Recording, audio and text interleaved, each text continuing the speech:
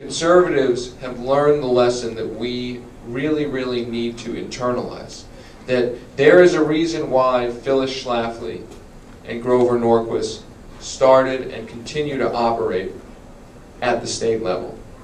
And that we're being, I think, told right now in the presidential campaign through the media that the thing we should be all focusing on is presidential politics, and to a little lesser extent congressional politics. But what we have been taught over and over again is that if we fall into that trap, if we believe that we may win the Congress and we may win the presidency, but we will lose the larger battle. We could continue losing the larger battle. And if you think about the stakes in this, I mean, it's really incredible. I'm just going to give a couple of examples here. You've got a situation where in New York, Democrats may take back the state legislature for the first time in almost 4 decades. You could have a situation, and New York is one of the largest economies in the world.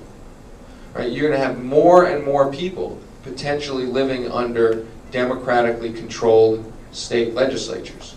I think, frankly, it's sort of a very sad commentary on the progressive movement and the Democratic Party that I think it's 1 in 3 Americans live in states, maybe it's 1 in 4, live in states that have a Democratic legislature and a Democratic governor, and we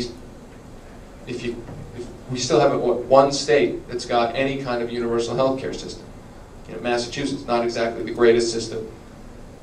But what I think is a sad commentary, and says that we've got a lot of a way to go in our psychology is that 1 in 4 Americans live in states where we have the power, or we should have the power, to do all of the things that we talk about.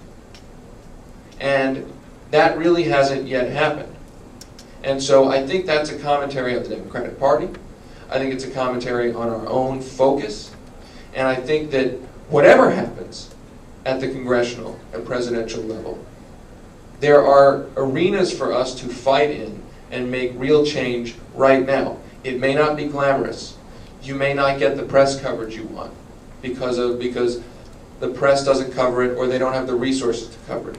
But one of the things that I think we need to remember is that while the netroots in the blogosphere tends to be focused on what the media is doing, we tend to take our cues by what the media tells us in sort of a feedback loop. You can make new laws, you can make change, sometimes, especially at the state level, without there ever being a media debate. So I'm not trying to say that the media debate isn't important.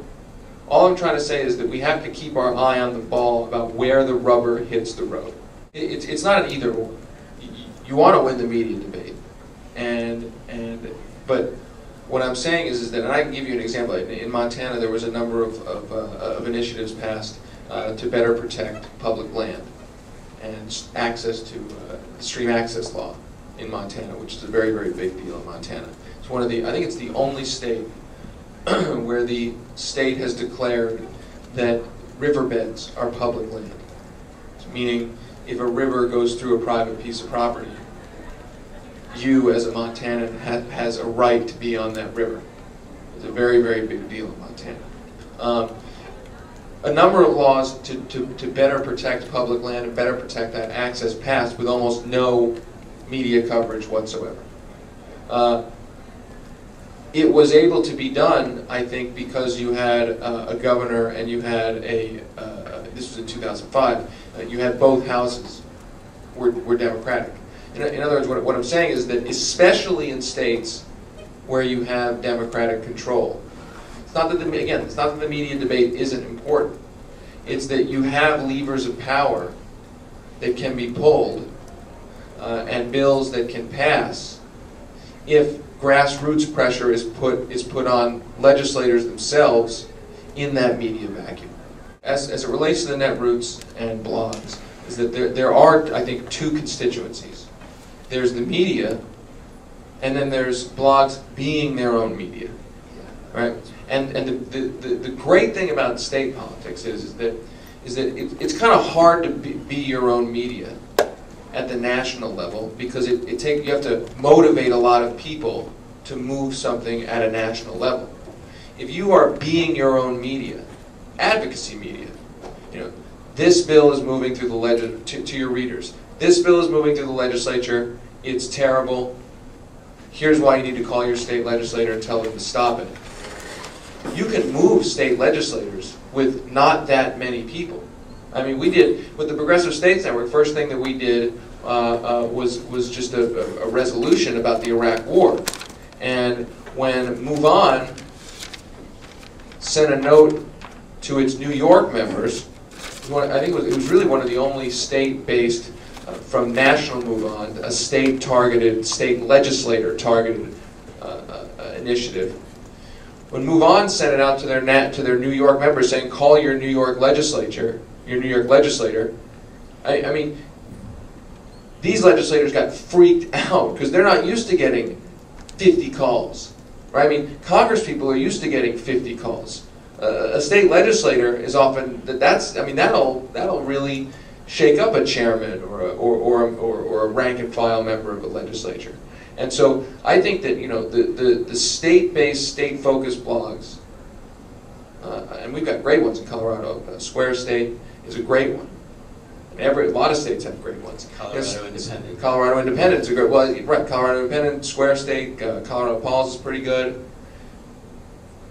Left in the West in Montana. Every state's got pretty good blogs at this point, I think. And it's just a matter of when we're contributing to it, building that infrastructure, remembering that there's two constituents, right? There's the media, you want to move the media. But in a legislative session, in a legislative setting, it's, you don't need, getting on the front page of the Denver Post is one way to move legislators, and then getting 50 people to call the right legislators is another way to move things. The media is transitioning right now.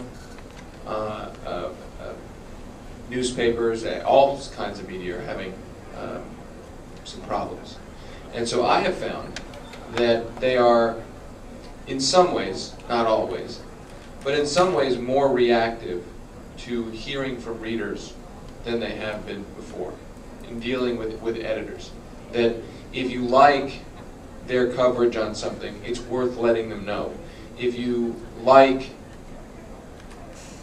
one of their voices on their op-ed page, it's important to let folks know. If you like the scope of one of their articles or a line of coverage that they're covering, it's important to let them know. I mean, letters to the editor, they seem kind of they seem kind of old-fashioned, but I'm just telling you from working with editors, I have a column and I would love it if everyone sent a letter to their editor asking their local paper to pick up my column. But whether it's that or other people's columns, people who are already in there, reporters that are reporting on things, it's important to let editors know, because as they get nervous about their readership, about losing readership, that's an opportunity for us. That's they want to keep the readership that they have. And so if you, through your email list, through your blogs, yourself, contact and get other people to contact the newspapers, again, whether it's for a columnist or a line of writing, you know, focus, that's important.